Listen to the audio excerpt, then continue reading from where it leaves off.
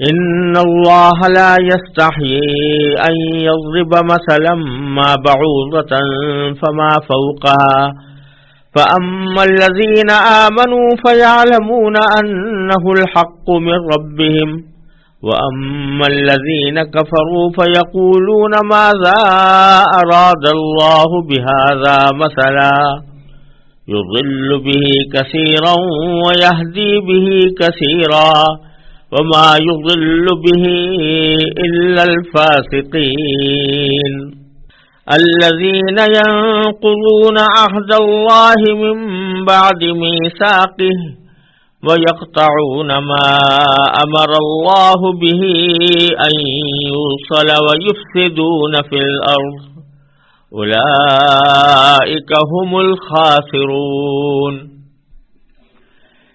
یہ سورہ بقرہ کی 26ویں آیت ہے، اور اس کا ماقبل سے یعنی پہلے کے مضمون سے تعلق یہ ہے کہ اللہ تبارک و تعالی نے اسلام کے بنیادی عقائد بیان کرتے ہوئے توحید، رسالت اور آخرت تینوں کا اس سے پہلے ذکر کیا۔ اس میں سے رسالت کا ذکر کرتے ہوئے نبی کریم سرور دو عالم صلی اللہ علیہ وسلم کی نبوت کی ایک بڑی واضح دلیل یہ بیان فرمائی کہ اللہ تبارک و تعالی نے ان پر ایک ایسا کلام اتارا ہے جس کے بارے میں ساری دنیا کو یہ چیلنج دیا جا رہا ہے کہ وہ اس جیسا کوئی کلام بنا کر لے آئیں، مگر کوئی لا نہیں سکا، نہ لا سکتا ہے۔ یعنی اس کی فصاحت اتنی بڑی، اس کی بلاغت ایسی عظیم، اس کا بیان اتنا مؤثر، اور اس کے حقائق اتنے اعلیٰ درجے کے ہیں کہ کوئی بھی شخص اس جیسی کوئی ایک صورت بھی بنا کر نہیں لا سکتا۔ تو یہاں اللہ تبارک و تعالی نے یہ بات ذکر فرمائی ہے اور اس کی طرف اشارہ کیا ہے کہ کافر لوگ جن کو یہ چیلنج دیا گیا تھا وہ اس چیلنج کا کوئی جواب تو دے نہ سکے، یعنی کوئی شخص بھی کوئی ایسی صورت یا کوئی ایسا کلام بنا کر نہیں لا سکا جو قرآن کریم جیسا ہو یا قرآن کریم کی کسی ایک چھوٹی سے چھوٹی صورت جیسا ہو۔ قاعدہ یہ ہوتا ہے کہ جب آدمی کسی بڑے کام سے عاجز ہو جاتا ہے اور لاجواب ہو جاتا ہے تو بعض اوقات وہ بہت ہی اوچھے قسم کے اشکالات اور اعتراضات کیا کرتا ہے۔ اسی قسم کا ایک اوچھا اعتراض بعض کافروں نے قرآن کریم پر یہ کیا تھا کہ آپ کہتے ہیں کہ قرآن کریم بڑی اعلیٰ درجے کی کتاب ہے، اللہ کا کلام ہے اور اس کا مقام بہت اونچا ہے، مگر ہم دیکھتے ہیں کہ اس میں بہت ہی حقیر قسم کی مخلوقات کا ذکر آیا ہے۔ مثلا یہ کہ اس میں ایک جگہ پر فرمایا گیا ہے کہ مکھی کا ذکر ہے، چنانچہ ایک جگہ فرمایا گیا ہے کافروں سے خطاب کرتے ہوئے کہ تم جن بتوں کی عبادت کرتے ہو ان بتوں کی بے بسی کا حال تو یہ ہے کہ اگر کوئی مکھی آ کر ان کی کوئی چیز چھین کر لے جائے تو یہ چھڑانے کی بھی طاقت نہیں رکھتے۔ ان یسلبہم الذباب شیئا لا یستنقذوہ منہ، اور یہ بھی کہ یہ لوگ جن بتوں کو تم اللہ تبارک و تعالیٰ کے مثل قرار دیتے ہو یہ کوئی مکھی پیدا کرنے کی بھی طاقت نہیں رکھتے۔ لن یخلقوا ذبابا ولو اجتمعوا لہ۔ اسی طرح ایک موقع پر اللہ تبارک و تعالیٰ نے کافروں کے دلائل کو بودا اور کمزور بیان کرنے کے لیے ان کو مکڑی کی گھر کی سے تشبیہ دی ہے کہ جو کچھ یہ دلائل پیش کرتے ہیں وہ مکڑی کے جالے سے زیادہ، مکڑی کے گھر سے زیادہ بودے اور کمزور ہیں۔ تو یہاں اللہ تبارک و تعالی نے ایک مثال دیتے ہوئے مکڑی کی مثال دی ہے۔ تو جیسا میں نے عرض کیا کہ قرآن کریم کی معانی پر، اس کی فصاحت پر، اس کی بلاغت پر کوئی معقول اعتراض کرنے کا تو موقع ملا نہیں، نہ اس کی مثل لانے کا موقع ملا، اس لیے انہوں نے یہ اچھا اعتراض کیا کہ اگر یہ اللہ تبارک و تعالیٰ کی کتاب ہوتی اور اس کا درجہ کوئی بلند ہوتا تو اس میں مکھی اور مکڑی جیسی بے حقیقت اور حقیر چیزوں کا ذکر نہ ہوتا، اور چونکہ اس میں مکھی کا ذکر آیا ہے یا مکڑی کا ذکر آیا ہے یا کسی اور حقیر مخلوق کا ذکر آیا ہے، تو اس لیے ہم اس کو اللہ کا کلام نہیں مان سکتے۔ اس کے جواب میں اللہ تبارک و تعالیٰ نے یہ آیت نازل فرمائی ہے جس کی میں نے ابھی تلاوت کی، اور اس کا ترجمہ یہ ہے کہ اللہ تبارک و تعالیٰ فرماتے ہیں کہ ان اللہ لا یستحیی ان یضرب مثلا ما بعوضۃ فما فوقها، کہ بے شک اللہ اس بات سے نہیں شرماتا کہ وہ کسی بات کو واضح کرنے کے لیے کوئی بھی مثال دے، چاہے وہ مچھر جیسی معمولی چیز کی ہو یا کسی ایسی چیز کی جو مچھر سے بھی زیادہ معمولی ہو۔ اب جو لوگ مومن ہیں وہ خوب جانتے ہیں کہ یہ مثال ایک حق بات ہے جو ان کے پروردگار کی طرف سے آئی ہے۔ البتہ جو لوگ کافر ہیں وہ یہی کہتے ہیں کہ بھلا اس حقیر مثال سے اللہ کا کیا مطلب ہے۔ اس طرح اللہ اس مثال سے بہت سے لوگوں کو گمراہی میں مبتلا کرتا ہے اور بہت سو کو ہدایت دیتا ہے، مگر وہ گمراہ انہی کو کرتا ہے جو نافرمان ہے۔ تو خلاصہ اس جواب کا یہ ہے کہ اللہ تبارک و تعالیٰ نے یہ فرمایا کہ یہ بڑی احمقانہ بات ہے کہ محض کتاب میں مچھر کے یا مکھی کے یا مکڑی کے ذکر آ جانے کی وجہ سے آپ اس کتاب کو قابل اعتراض سمجھیں یا اس کو اللہ کا کلام ماننے سے انکار کریں۔ ارے بھائی، اگر معاملہ ہی مکھی کا بیان کرنا ہوگا، معاملہ ہی مچھر کا بیان کرنا ہوگا یا معاملہ ہی مکڑی کا بیان کرنا ہوگا تو ظاہر ہے کہ اس کی جگہ مچھر مکڑی اور مکھی کی جگہ کوئی اور شیر اور بھیڑیا تو نہیں کہا جائے گا۔ جب مثال دی جا رہی ہے کسی حقیر چیز کی تو حقیر چیز ہی مثال میں بیان کی جائے گی۔ یہ تو نہیں ہو سکتا کہ مثال تو دی جا رہی ہے حقیر چیز کی یا معمولی چیز کی۔ حقیر تو اللہ تعالیٰ کی کوئی بھی مخلوق نہیں ہے، لیکن معمولی کہہ سکتے ہیں، تو کسی معمولی چیز کی مثال دینا مقصود ہے اور اس کی جگہ آدمی کوئی بڑی مخلوق کی مثال دے دے، یہ تو اور زیادہ احمقانہ بات ہوگی۔ تو یہ اتنا احمقانہ اعتراض ہے کہ کوئی بھی سلیم الطبع انسان اس کو صحیح تسلیم نہیں کر سکتا۔ کہ سوال تو یہی ہے کہ جس چیز کی مثال دینی ہے وہ اسی کے مطابق دی جائے گی۔ اس کو اگر حقیر یا معمولی چیز کی مثال دینی ہے تو معمولی چیز ہی کا ذکر کیا جائے گا۔ اس سے نہ کلام کی فصاحت و بلاغت پہ کوئی اثر پڑتا ہے اور نہ اس کلام کی اعلیٰ درجے کی صفات کے اوپر اس سے کوئی برا اثر پڑتا ہے۔ یہ تو اللہ تبارک و تعالی اگر اس کے برعکس ہوتا کہ مثال تو دینی تھی چھوٹی چیز کی اور ذکر چھوٹی چیز کا آنا تھا اور اس کی جگہ کوئی بڑی چیز کا ذکر کر دیا تو یہ زیادہ فصاحت و بلاغت کے خلاف بات ہوتی اور یہ زیادہ قابل اعتراض ہوتی۔ یہ بات موجودہ بات تو کوئی بھی قابل اعتراض نہیں ہے۔ یہ کچھ ایسی بات ہے، ایسے ہی اعتراض ہے جیسے کہ ایک لطیفہ مشہور ہے کہ کوئی شخص دوسرے کے پاس گیا تھا کہ قرآن کریم کا ایک نسخہ میرے لیے تیار کر دو۔ وہ اچھا کاتب تھا تو اس نے قرآن کریم کا نسخہ تیار کیا اور جب نسخہ تیار کر کے اس کو دیا تو اس نے عجیب معاملہ دیکھا کہ جہاں جہاں شیطان کا لفظ آیا تھا اس نے شیطان کی جگہ کسی پیغمبر کا نام لکھ دیا، یا کسی جگہ جہاں جہاں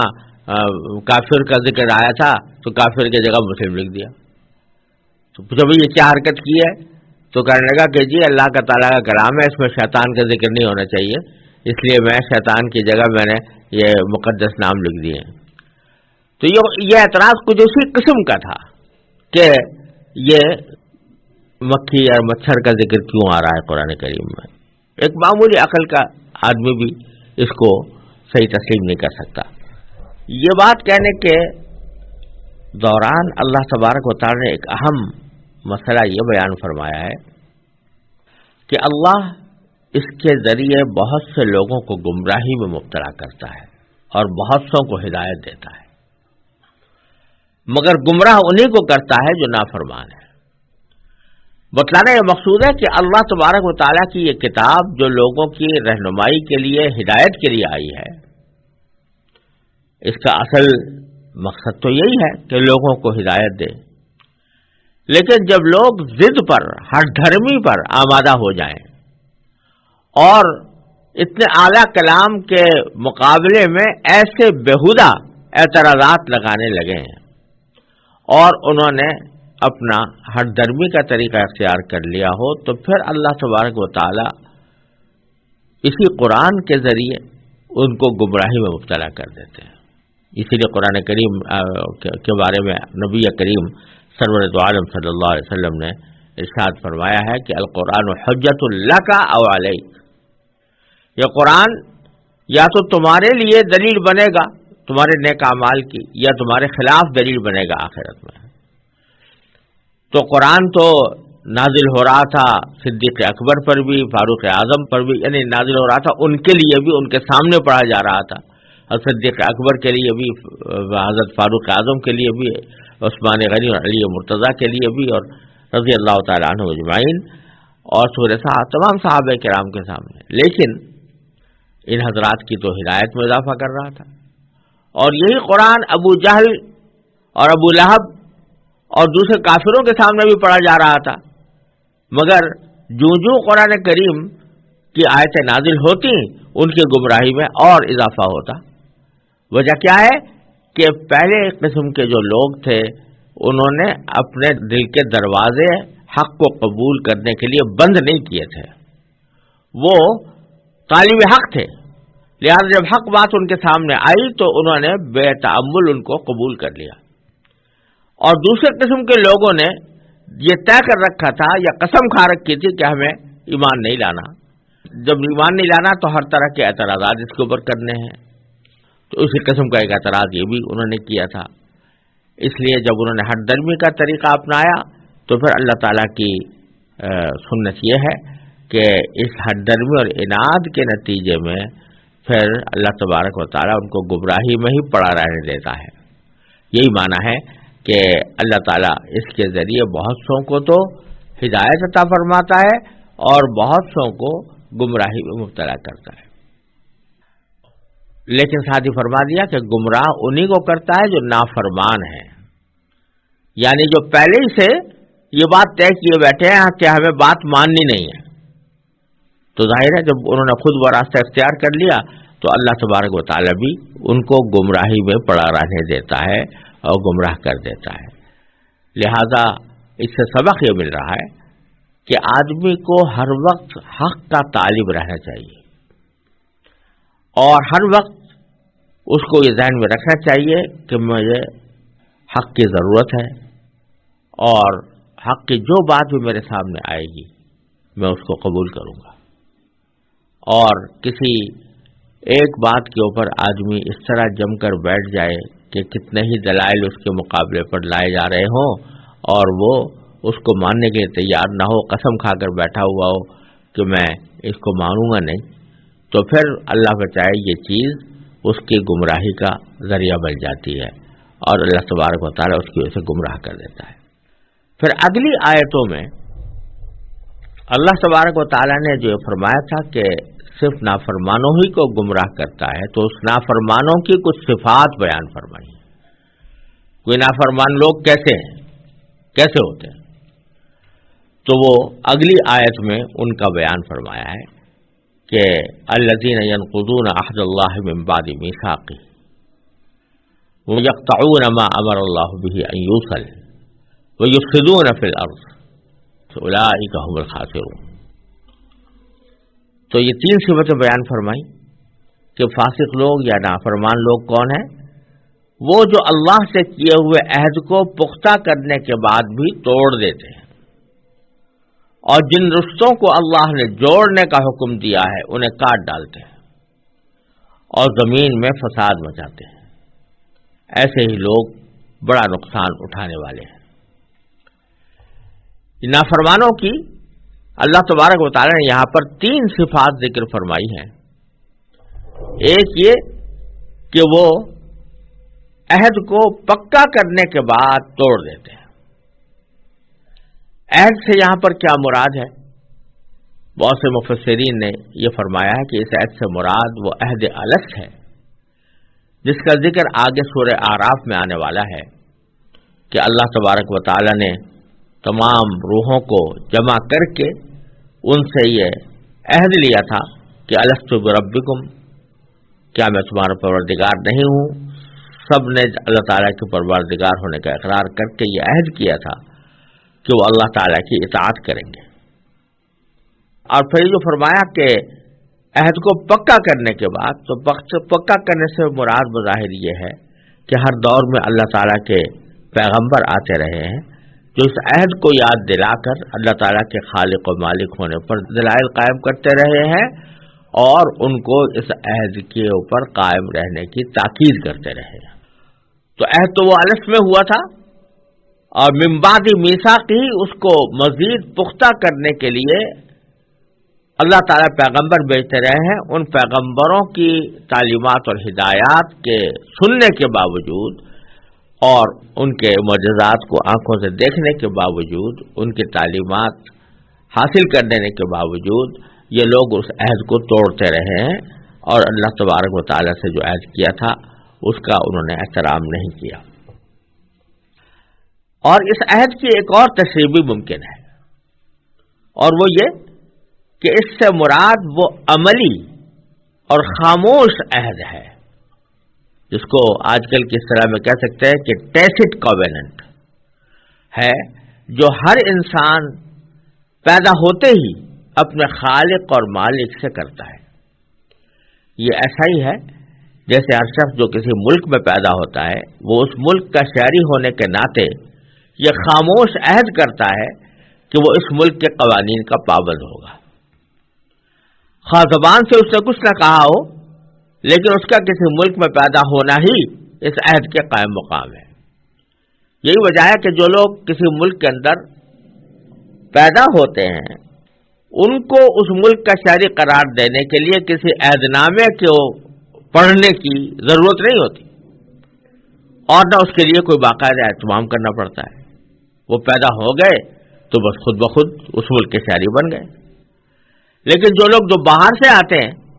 اور کسی ملک کی شہریت اختیار کرتے ہیں ان کو باقاعدہ ایک عہد نامہ کرنا پڑتا ہے، اس ملک کے ساتھ اس کی شرائط تسلیم کرنی پڑتی ہیں۔ تو اسی طرح جب ایک بندہ، ایک انسان پیدا ہوا اللہ تبارک و تعالیٰ کی کائنات میں، اس کی پیدا کی ہوئی کائنات میں، تو اس نے یہ خاموش عہد کر لیا کہ میں اس کائنات میں زندگی گزارتے ہوئے اپنے پیدا کرنے والے کی ہدایات کے مطابق رہوں گا اور اس کی تعلیمات پر عمل کروں گا۔ اس عہد کے لیے زبان سے کچھ کہنے کی ضرورت بھی نہیں۔ غالباً اسی وجہ سے اگلی آیت میں اللہ تعالیٰ نے فوراً یہ ارشاد فرمایا ہے کہ تم اللہ تعالیٰ کے ساتھ کفر کا طرز عمل آخر کیسے اختیار کر لیتے ہو، حالانکہ تم بے جان تھے، اسی نے تمہیں زندگی بخشی۔ یعنی اگر ذرا غور کرو تو تنہا یہ بات کہ کسی نے تمہیں پیدا کیا ہے، تمہاری طرف سے یہ عہد و پیمان ہے کہ تمہارے لیے اس کی نعمتوں کا اعتراف اور اس کے بتائے ہوئے طریقے پر چلنا لازمی ہوگا، ورنہ یہ کون سی عقل اور کون سے انصاف کا تقاضا ہے کہ پیدا تو اللہ تعالیٰ کرے اور فرمانبرداری اس کے بجائے کسی اور کی جائے۔ پھر اس خاموش عہد کو مزید پختہ کرنے سے مراد یہ ہے کہ اللہ تعالیٰ اپنے پیغمبروں کے ذریعے متواتر تمہیں اس عہد کی یاد دہانی کراتا رہا ہے، اور ان پیغمبروں نے وہ مضبوط دلائل تمہارے سامنے پیش کیے ہیں جن سے یہ عہد مزید پختہ ہو گیا ہے کہ انسان کو ہر معاملے میں اللہ تعالیٰ کی اطاعت کرنی ہے۔ تو ایک صفت تو ان نافرمانوں کی یہ بیان فرمائی گئی ہے کہ یہ عہد کو پختہ کرنے کے باوجود توڑ ڈالتے ہیں، یعنی اللہ تبارک و تعالیٰ سے جو عہد کیا تھا کہ ہم آپ کی اطاعت کریں گے تو اطاعت نہیں کرتے، اللہ تعالیٰ کے حکم کی نافرمانی کرتے۔ اور دوسری صفت یہ بیان فرمائی کہ وَيَقْطَعُونَ مَا أَمَرَ اللَّهُ بِهِ أَن يُوصَلَ، کہ اللہ تعالیٰ نے جن رشتوں کو جوڑنے کا حکم دیا ہے یہ اس کو کاٹ ڈالتے ہیں۔ اس سے مراد رشتہ داروں کے وہ حقوق پامال کرنا ہے جنہیں صلہ رحمی کہا جاتا ہے۔ یہاں اگر دیکھا جائے تو اللہ تعالیٰ نے ان کافروں کی 3 صفات بیان فرمائی ہیں. ایک یہ کہ وہ اللہ سے کیا ہوا عہد توڑتے ہیں، دوسرا یہ کہ وہ رشتہ داروں کے حقوق پامال کرتے ہیں، اور تیسرا یہ کہ زمین میں فساد مچاتے ہیں. ان میں سے پہلی چیز اللہ تعالیٰ کے حقوق سے متعلق ہے، یعنی نہ وہ اللہ تعالیٰ کے بارے میں وہ عقیدہ رکھتے ہیں جو رکھنا چاہیے، اور نہ اس کی وہ عبادت کرتے ہیں جو ان پر فرض ہے. اور دوسری اور تیسری چیز کا تعلق حقوق العباد سے ہے. اللہ تعالیٰ نے مختلف رشتوں کے جو حقوق مقرر فرمائے ہیں ان کی ٹھیک ٹھیک ادائیگی سے ہی ایک پاکیزہ معاشرہ وجود میں آتا ہے. اگر ان رشتوں کو کاٹ کر باپ بیٹے، بھائی بھائی، شوہر اور بیوی ایک دوسرے کے حقوق پامال کرنا شروع کر دیں تو وہ خاندانی نظام تباہ ہو جاتا ہے جس پر ایک صحت مند تمدن کی بنیاد قائم ہوا کرتی ہے. لہذا اس کا لازمی نتیجہ زمین میں فساد کی صورت میں نکلتا ہے. اسی لیے قرآن کریم نے رشتوں کو کاٹنے اور زمین میں فساد مچانے کو سورہ محمد میں ایک ساتھ ملا کر ذکر فرمایا ہے. فَهَلْ عَصَيْتُمْ إِن تَوَلَّيْتُمْ أَن تُفْسِدُوا فِي الْأَرْضِ وَتُقَطِّعُوا أَرْحَامَكُمْ. تو اس طرح اللہ تبارک و تعالیٰ نے ان 3 صفات میں اس بات کی طرف اشارہ فرمایا ہے کہ یہ لوگ نہ تو حقوق اللہ ادا کرتے ہیں اور نہ حقوق العباد ادا کرتے ہیں. اور جو شخص حقوق اللہ اور حقوق العباد ادا نہ کرے وہ فساد مچانے والا ہے. یہ زمین میں فساد مچانا قرآن کریم نے متعدد مقامات پر ذکر کیا ہے، اور یہ ایک طرح سے اگر دیکھا جائے تو قرآن کریم کی ایک اصطلاح جیسی معلوم ہوتی ہے. زمین میں فساد مچانا یہ بہت سے معانی کے اندر آتا ہے، اس کے مصداقات بہت سارے ہیں، اور حقیقت اس کی یہ ہے کہ زمین اللہ تبارک و تعالیٰ کی پیدا کی ہوئی ہے، لہذا اس کا زمین کا اصل حق یہ ہے کہ اس زمین پر اللہ ہی کی عبادت کی جائے، اللہ ہی کے احکام پر عمل کیا جائے، اور اس زمین کے اندر اللہ تبارک و تعالیٰ کے بھیجے ہوئے پیغمبروں کی تعلیمات کو اپنے محل راہ بنایا جائے. اللہ تعالیٰ نے جن عبادتوں کا حکم دیا ہے وہ عبادتیں کی جائیں، جس طرح کے معاملات کرنے کا حکم دیا گیا ہے ویسے معاملات کیے جائیں، جیسے اخلاق اختیار کرنے کا حکم دیا گیا ہے ویسے اخلاق اختیار کیے جائیں. اگر زمین میں تمام انسان یہ کام کر رہے ہوں تو زمین کی پیدائش کا اصل مقصود حاصل ہو گیا. لیکن اگر کوئی شخص زمین کی پیدائش کے اس مقصد کی خلاف ورزی کرتا ہے، عبادت اللہ کی بجائے کسی اور کی کرتا ہے، اور معاملات میں حلال و حرام کی پرواہ نہیں کرتا، اللہ تبارک و تعالیٰ کے احکام کی رعایت نہیں رکھتا، اخلاق اس کے خراب ہیں، جن اخلاق کی اللہ اور اس کے رسول صلی اللہ علیہ وسلم نے تعلیم دی ہے وہ اخلاق اس نے اختیار نہیں کیے. معاشرت میں جن لوگوں کے ساتھ اللہ تبارک و تعالیٰ نے بھلائی کرنے کا حکم دیا ہے، مثلا والدین ہیں، بہن بھائی ہیں، رشتہ دار ہیں، ان کے ساتھ اس کے معاملات اچھے نہیں ہیں اور اخلاق اس کے خراب ہیں، تو یہ زمین کو استعمال جو کر رہا ہے وہ اس کے اصل مقصد میں استعمال نہیں کر رہا، بلکہ زمین کے مقصد کے خلاف اپنی زندگی گزار رہا ہے. اس لیے اس کا یہ عمل زمین میں فساد پھیلانا ہے. تو حقیقت میں عقائد، عبادات، معاملات، معاشرت، اخلاق، دین کے 5 شعبوں میں سے کسی شعبے کے اندر بھی اگر انسان غلط روش اختیار کرے، اور روش بھی ایسی غلط اختیار کرے جس کا نقصان دوسروں کو بھی پہنچے، تو وہ قرآن کریم کی اصطلاح میں فساد فی الارض ہے. لہذا یہاں پر اللہ تبارک و تعالیٰ کے حقوق اور بندوں کے حقوق دونوں کا ذکر کرنے کے بعد اللہ تبارک و تعالیٰ نے اس کو فرمایا کہ یہ فساد فی الارض کر رہے ہیں، کیونکہ زمین کو اللہ اور اللہ کے احکام کے مطابق جس مقصد کے تحت استعمال کرنا چاہیے تھا اس مقصد میں استعمال نہیں کر رہے، لہذا یہ فساد فی الارض ہے، یہ زمین میں فساد مچانے والے ہیں۔ پھر اللہ تبارک و تعالیٰ کا ایک اسلوب یہ ہے کہ جب کوئی حقیقت بیان فرماتے ہیں اور لوگوں کو کسی حقیقت کی طرف دعوت دیتے ہیں یا کسی حکم کا کسی کو پابند بناتے ہیں، تو صرف ایک قانونی انداز میں ایک حکم جاری کر دینے کا طریقہ نہیں ہے اللہ تبارک و تعالیٰ کا، کیونکہ اللہ تبارک و تعالیٰ جہاں حاکم ہے وہاں رب بھی ہے، پروردگار بھی ہے، رحیم و کریم بھی ہے، لہذا وہ صرف قانون جاری کر دینے پر اکتفا نہیں فرماتے، بلکہ قانون کے آگے پیچھے کوئی ایسا اسلوب بھی اختیار فرماتے ہیں جو نصیحت کا اسلوب ہوتا ہے، شفقت کا اسلوب ہوتا ہے اور بلانے والا ہوتا ہے، دل میں نرمی پیدا کرنے والا ہوتا ہے۔ چنانچہ اللہ تبارک و تعالیٰ نے اس کی اگلی آیت میں وہی اسلوب اختیار کرتے ہوئے کہ یہ جو ہم نے تمہیں 3 عقائد کی طرف دعوت دی ہے، ان کو سمجھو، عقل سے سمجھو اور ذرا غور کرو کہ اس کے خلاف جو تم نے راستہ اختیار کیا ہوا ہے وہ تمہارے لیے کتنا نامناسب ہے۔ چنانچہ فرمایا کیف تکفرون باللہ وکنتم امواتا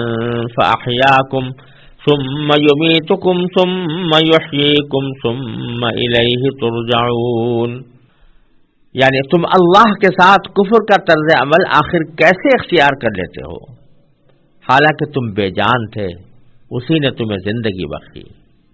پھر وہی تمہیں موت دے گا، پھر وہی تم کو دوبارہ زندہ کرے گا اور پھر تم اسی کے پاس لوٹ کر جاؤ گے۔ یہ وہ ناصحانہ مشفقانہ انداز ہے کہ عقلی باتیں تو اپنی جگہ پر رہیں اور عقلی دلائل اپنی جگہ پر رہے، لیکن خود سوچو کہ تم خود یہ تسلیم کرتے ہو کہ تم بے جان تھے، اللہ تعالیٰ نے تمہیں زندگی بخشی اور موت آئے گی تو وہ بھی اسی کی طرف سے آئے گی، اور حقیقت تو یہ ہے کہ اس کے بعد پھر لوٹ کر تو اسی کے پاس جاؤ گے، تو پھر اللہ کے ساتھ کفر کا طرز عمل تم کیسے اختیار کر لیتے ہو؟ یہ ایک ناصحانہ اور مشفقانہ انداز میں یہ جملہ فرمایا۔ اور پھر اگلی آیت میں اللہ تبارک و تعالی نے اپنے ان انعامات کا ذکر کیا جو پوری انسانیت کے اوپر حاوی ہے۔ فرمایا هو الذی خلق لکم ما فی الارض جمیعا ثم استوى الى السماء فسواهن 7 سماوات وهو بكل شيء علیم، یعنی وہی ہے جس نے زمین میں جو کچھ ہے تمہارے لیے پیدا کیا، پھر وہ آسمان کی طرف متوجہ ہوا، چنانچہ ان کو 7 آسمانوں کی شکل میں ٹھیک ٹھیک بنا دیا، اور وہ ہر چیز کا پورا علم رکھنے والا ہے۔ یعنی اللہ تبارک و تعالی نے اپنے احسانات، بندوں کے اوپر جو احسانات ہیں اور جو نعمتیں اللہ تعالی نے بندوں پر نازل فرمائی ہیں، ان کا ایک خلاصہ اس طرح بیان فرما دیا کہ اللہ تبارک و تعالی نے تم کو نہ صرف یہ کہ تم کو پیدا کیا ہے، بلکہ زمین میں جو کچھ ہے تمہارے لیے پیدا کیا، یعنی زمین میں جو چیزیں اگ رہی ہیں وہ تمہارے لیے ہیں، جو درخت ہیں وہ تمہارے لیے ہیں، جو پھل ہیں وہ تمہارے لیے ہیں، جو ترکاریاں ہیں وہ تمہارے لیے ہیں، جو جانور ہیں وہ تمہارے لیے ہیں۔ اللہ تبارک و تعالی نے تمہارے لیے یہ ساری چیزیں پیدا کی ہیں،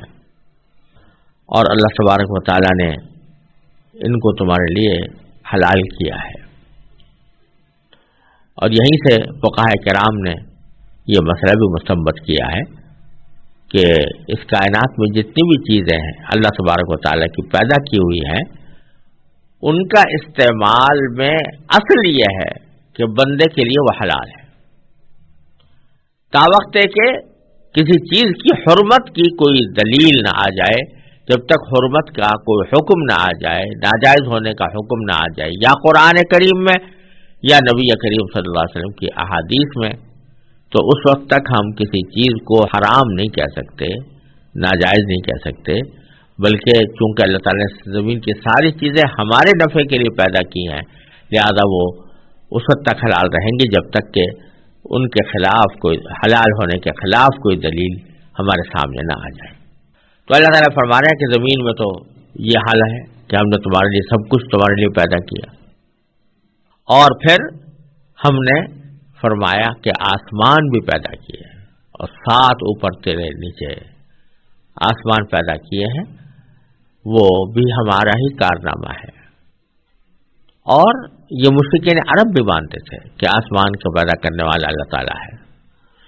تو جب یہ بات مانتے ہو تو پھر کیسے تمہارا دل اس بات پر آمادہ ہو جاتا ہے کہ اس کی عبادت کو چھوڑ کر کسی اور کی عبادت اور بندگی شروع کر دو؟ وَهُوَ بِكُلِّ شَيْءٍ عَلِيمٌ، اور وہ اللہ تعالیٰ ہر چیز کو خوب جاننے والا ہے۔